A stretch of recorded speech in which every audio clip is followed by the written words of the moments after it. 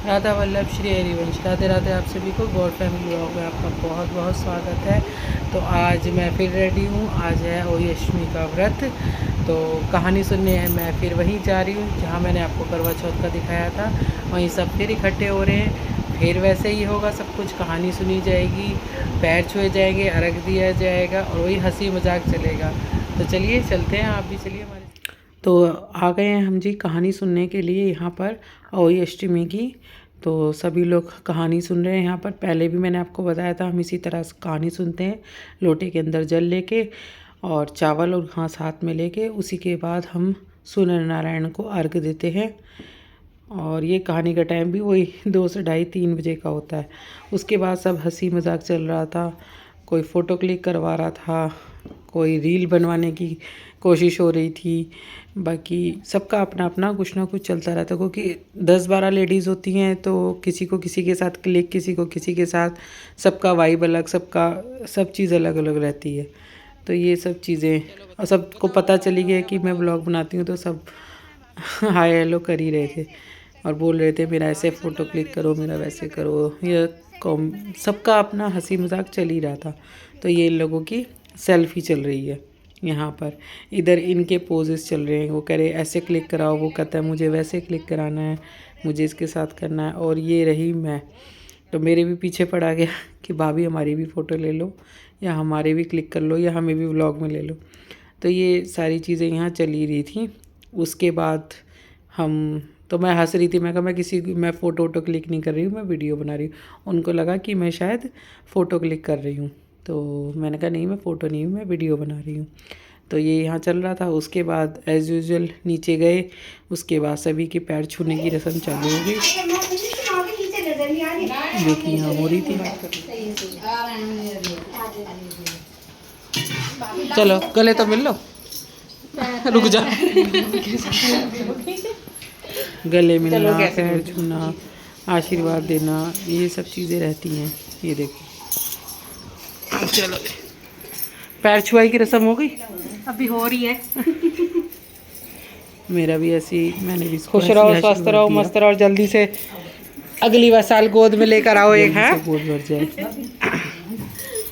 हम सभी एक दूसरे को इसी तरीके से प्यार और आशीर्वाद देते रहते हैं और बार बार कोशिश करते हैं कि इस मिल सके। लेकिन इसको भी मैंने खुश रहो, स्वस्थ रहो, तेरे को तो स्वस्थ रहने की ज़्यादा ज़रूरत है। ठीक रहो, तुम्हारा स्वस्थ अच्छा रहे, बस यही है ना। तो ऐसे ही हम लोगों का चलता रहता है थोड़ा बहुत। और ये देखो, ये नई बहुरिया किसकी आई है। कुछ ना कुछ नाटक नोटंकी चलती रहती है, यही मज़ा है लाइफ की, यही चीज़ें हैं और कुछ है नहीं। तो बस ऐसे ही हम लोग अपनी छोटी छोटी खुशियाँ देखते रहते हैं, करते रहते। उसके बाद ही आया पानी और चाय का टाइम। उसके बाद हंसी मजाक यहाँ भी चल रहा था, कोई किसी को छेड़ रहा, कोई किसी को छेड़ रहा था। उसके बाद शाम हो गई थी, तो घर आने के बाद मैंने पूजा की तैयारी शुरू कर दी। और हमारे यहाँ पूजा इस तरीके से तो है, यहाँ ओही है या मिट्टी की ओही है, और ये पुए और मट्ठी हैं जिनसे माता रानी का भोग लगेगा। और जो लोटे के ऊपर रखा है वो स्याऊ माता है।